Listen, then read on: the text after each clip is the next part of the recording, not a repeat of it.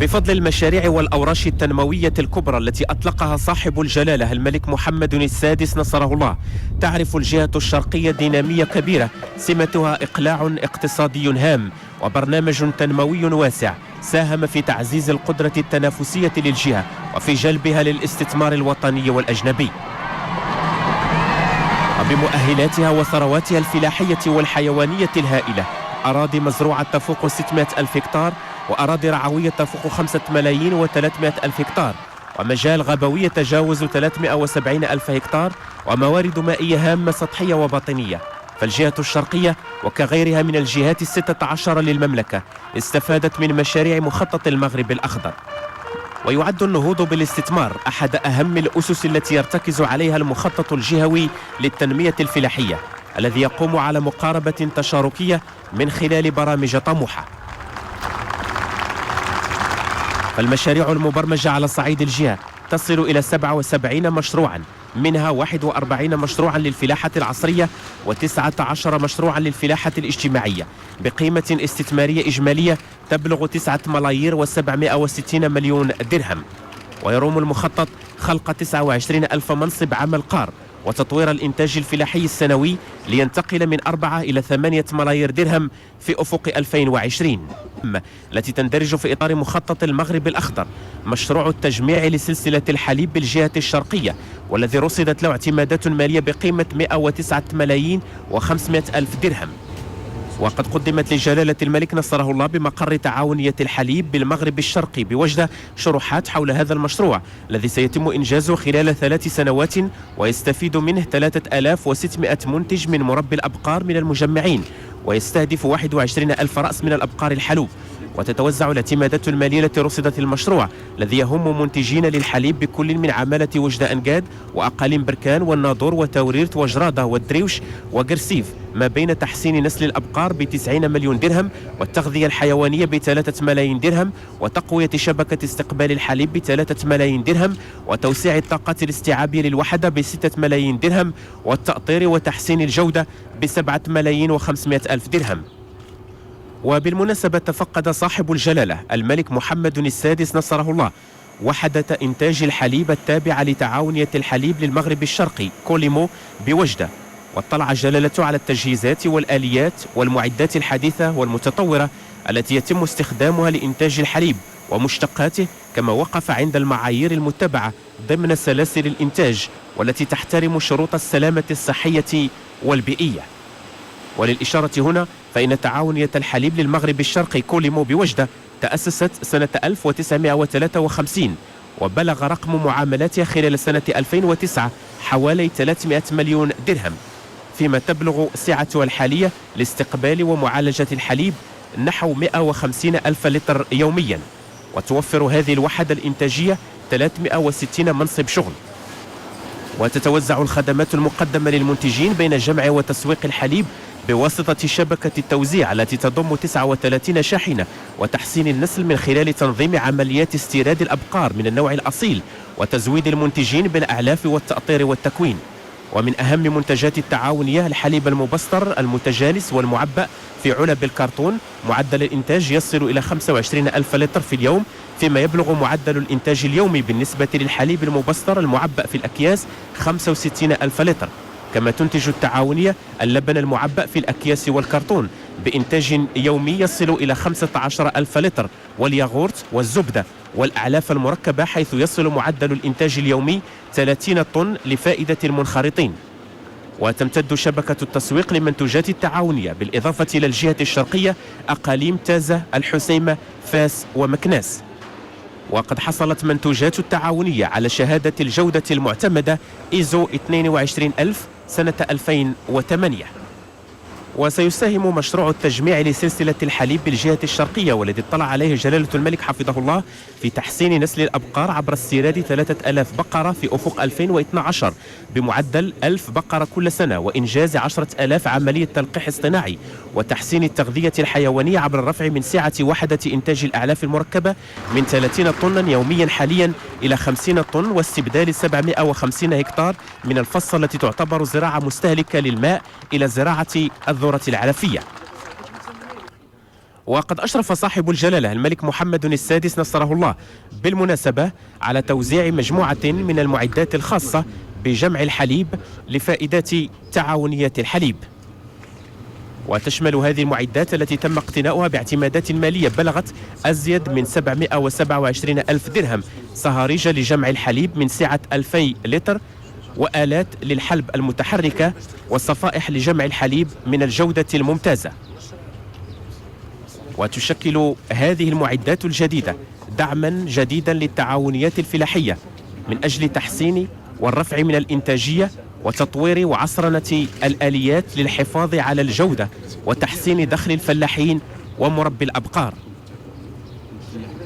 فمخطط المغرب الأخضر وضع استراتيجيات وحدد أهدافا لبلوغها من أجل عصرنة الفلاحة المغربية وتحسين مردوديتها واستثمار الإمكانات والمؤهلات المتوفرة وتشجيع مشاريع تكثيف الإنتاج في مجالات تهم الإنتاجين النباتي والحيواني من خلال تأطير الفلاحين وتأهيلهم للحصول على دخل إضافي، وبالتالي تنمية العالم القروي وتحقيق التنمية المستدامة.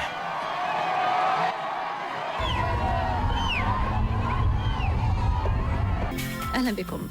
أعطى صاحب الجلالة الملك محمد السادس نصره الله اليوم بالجامعة القروية مداغ انطلاقة أشغال إنجاز قطب الصناعة الفلاحية لبركان، واطلع جلالته على عدد من المشاريع الفلاحية المندرجة في إطار مخطط المغرب الأخضر باستثمارات إجمالية تفوق ملياري درهم. وبعد ذلك حل جلالة الملك محمد السادس نصره الله بمدينة الناظور. تفاصيل النشاط الملكي لهذا اليوم مع محمد الدودي وبعثته الأولى. إقليم بركان عاصمة البرتقال بامتياز وأحد أهم المناطق الفلاحية ضمن الدائرة السقوية الملوية الممتدة على مساحة أزيد من 335 ألف هكتار.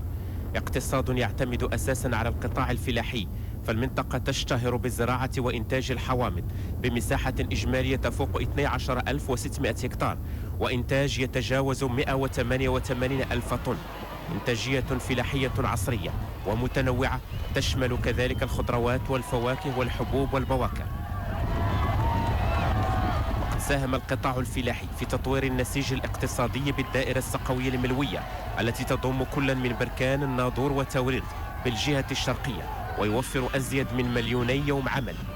مؤهلات فلاحية وطبيعية هائلة بحوض ملوية، أحد أهم الأحواض المائية والفلاحية على صعيد المملكة، ستشكل قاعدة صلبة وأرضية خصبة لاحتضان ثاني أكبر قطب للصناعة الفلاحية بعد قطب الصناعة الفلاحية بمكناس. موقع استراتيجي هام تم اختياره لإقامة قطب الصناعة الفلاحية ببركان، وتحديدا بالجماعة القروية مداغ بين مدينتي الناظور ووجدة، وما تتوفر عليه الجهة من بنيات تحتية هامة، موانئ، مطارات وسكك حديدية وطريق سيار في طور الإنجاز ومدار متوسطي، وكلها عناصر مشجعة على الاستثمار وضامنة لنجاح مكونات هذا المشروع الفلاحي الكبير الذي يحظى بعناية ورعاية ملكية من صاحب الجلالة الملك محمد السادس نصره الله، وتتبع ميداني لبلوغ أهدافه التنموية الاقتصادية والاجتماعية الهامة. وسيتم إحداث قطب الصناعة الفلاحية لبركان، والذي يندرج في إطار السياسة الفلاحية الرامية إلى تكثيف أقطاب الكفاءات في مختلف الجهات الفلاحية للمملكة على مساحة 102 هكتار بغلاف مالي يصل إلى 1,361,000,000 درهم. ويضم هذا القطب الضخم والذي يهدف إلى تثمين المنتوجات الفلاحية للجهة الشرقية محطة للصناعة الفلاحية وأخرى لوجستيكية وقطبا للخدمات. وسيساهم هذا القطب في تثمين المنتوج الفلاحي بالجهة التي تبلغ بها المساحة الفلاحية المسقية 107,334 هكتار. ومن أهم المنتوجات الفواكه والزيتون والحبوب والخضروات واللحوم الحمراء والحليب، ويتوقع أن يصل حجم التصدير إلى 334,600 طن في السنة في أفق 2020. ومن الأسواق المستهدفة روسيا، أوروبا، الدول الاسكندنافية والولايات المتحدة الأمريكية وكندا. ومن أجل تعزيز هذا القطب تعتزم وزارة الفلاحة والصيد البحري إحداث قطب للبحث والتنمية ومراقبة الجودة على مساحة 6.8 هكتار وبغلاف مالي بقيمة 92 مليون درهم، ويضم هذا المشروع 3 مختبرات يديرها كل من المؤسسة المستقلة للمراقبة وتنسيق الصادرات والمكتب الوطني للسلامة الصحية والغذائية والمعهد الوطني للبحث الزراعي ومعهد الحسن الثاني للزراعة والبيطرة. وسيتم الشروع في أشغال بناء هذا القطب الذي يتكون أيضا من مرافق أخرى، من بينها مركز للندوات والتظاهرات وآخر للإيواء ومطعم في شهر يونيو المقبل. كما اطلع جلالة الملك حفظه الله على برنامج تنمية سلسلة الحوامض بالجهة الشرقية بكلفة 2 مليار درهم ويمتد على مدى 4 سنوات. ومن النتائج المرتقبة للبرنامج في أفق 2020 توسيع المساحة المزروعة من الحوامض من 15,900 هكتار إلى 19,400 هكتار، ورفع الإنتاج السنوي من 210,000 إلى 580,000 طن، ورفع عدد وحدات التلفيف من 15 إلى 23 وحدة. وبالنسبة لإقليم بركان فالبرنامج خصص غلافا ماليا بقيمة 712 مليون درهم لإنجاز مشاريع تهم 475 فلاحا يزاولون نشاطهم على مساحة إجمالية تصل إلى 6,800 هكتار. كما قدمت لجلالة الملك شروحات حول برنامج تنمية سلسلة الزيتون بالجهة الشرقية بكلفة مالية تبلغ 1,557 مليون درهم. ومن المرتقب في أفق 2020 رفع المساحة المغروسة بأشجار الزيتون من 59,300 هكتار إلى 118,960 هكتار. كما ستستفيد أقاليم الناظور والدريوش وبركان من مشاريع التجميع لتنمية سلسلة الزيتون، وتبلغ كلفة هذه المشاريع التي تمتد على مساحة 8,600 هكتار حوالي 118 مليون درهم، ويستفيد منها 3,100 فلاح. نعم سيدي عزك الله، ستوقع أمام جلالتكم أعزها الله اتفاقية تثمين قطب الصناعات الفلاحية لبركان، يوقعها سيد طيب الشقاوي وزير الداخلية، السيد صلاح الدين مزوار وزير الاقتصاد والمالية،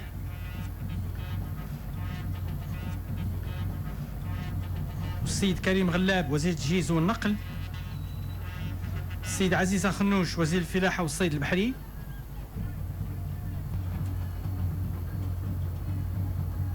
السيد أحمد رضا الشامي وزير الصناعة والتجارة والتكنولوجيات الحديثة، السيد محمد المباركي المدير العام لوكالة الإنعاش والتنمية الاقتصادية والاجتماعية لعمالات وأقاليم الجهة الشرقية، السيد علي بن الحاج رئيس مجلس الجهة الشرقية، السيد أنس العالمي رئيس مجموعة الصندوق الإيداعي والتدبيري للتنمية، وأخيرا السيد طيب السعيدي رئيس مجلس الجماعة القروية لمدار. الله يبارك عن السيد. اتفاقية لتثمين قطب الصناعة الفلاحية لبركان، والتي رصد لها غلاف مالي يصل إلى 190 مليون و600 ألف درهم، وتهم عمليات التهيئة والبنية التحتية الأساسية. وقد أعطى صاحب الجلالة نصره الله انطلاقة أشغال إنجاز قطب الصناعة الفلاحية ببركان بالجهة الشرقية على مساحة 102 هكتار بغلاف مالي يصل إلى 1,361 مليون درهم. قطب يندرج إحداثه في إطار استراتيجية طموحة لتحقيق التنمية الاقتصادية والاجتماعية بالجهة الشرقية وتطوير وعصرنة القطاع الفلاحي وجعله قاطرة للتنمية جهويا ووطنيا، وهي أهداف حددها مخطط المغرب الأخضر الذي وضع آليات العمل والمقاربات المعتمدة والأهداف المنتظرة لجعل القطاع الفلاحي قطاعا منتجا ذو قيمة مضافة عالية يتجه بالأساس إلى تحقيق مستويات عالية من المردودية الإنتاجية والتحويل والتصدير، وزيادة مساهمة القطاع الفلاحي في الناتج المحلي الإجمالي بقيمة 100 مليار درهم.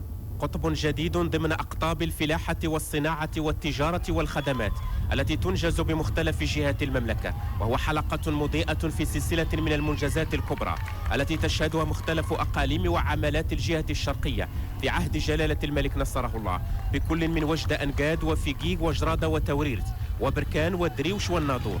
الناظور التي حل بها العاهل الكريم حفظه الله، وخصصت ساكنتها استقبالا حماسيا للعاهل الكريم عبرت من خلاله عن كل مشاعر المحبة والوفاء والولاء الدائم والتجند المستمر لبناء مغرب الألفية الثالثة.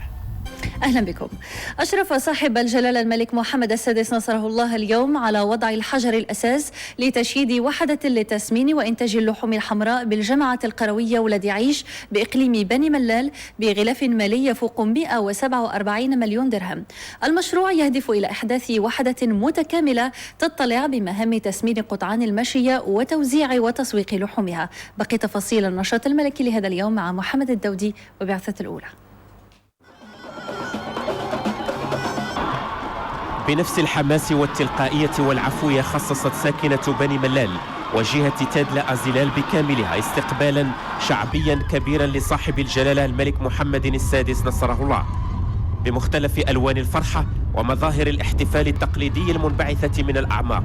عبر كافة المواطنين عن مشاعر المحبة الصادقة والولاء الدائم للعرش العلوي المجيد والتجند المستمر والتعبئة الشاملة وراء صاحب الجلالة الملك محمد السادس نصره الله لكسب معركة التنمية والتحديث والعصرنة. فالأوراش الكبرى التي يطلقها جلالة الملك حفظه الله بهذه الجهة هي أوراش داعمة للنهضة الاقتصادية والاجتماعية، محققة للتنمية المستدامة، مؤهلة للعنصر البشري، ومثمنة للموارد والمؤهلات الطبيعية والفلاحية والصناعية للجهة.